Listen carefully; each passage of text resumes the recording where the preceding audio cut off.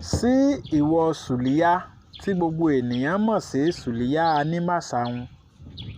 Wò ó, má wulẹ̀ wá sí ilé wa lọ́la ọdún o, nítorí pé bọ̀dá Wálé ti ń mu oríṣiríṣi àgbo àti àgúnmu nítorí tìrẹ o. Bí wọ́n ṣe ń mu alẹ náà ni wọ́n mu afàtọ̀. Wọ́n ní owó iná tí àwọn aráalé dá sí àwọn lọ́wọ́ wípé ìwọ ni àwọn kó fún tó fi ń ra nǹkan sínú.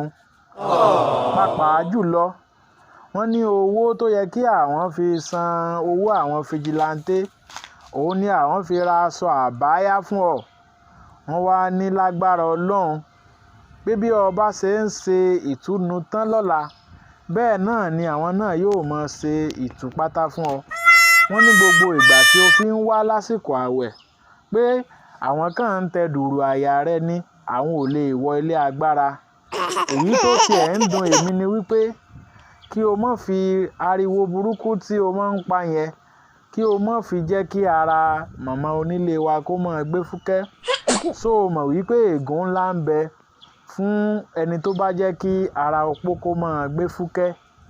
Mo kàn ní kí ọ ní o, tèmi ni tìrẹ ní tòótọ́, Ògìdìolú.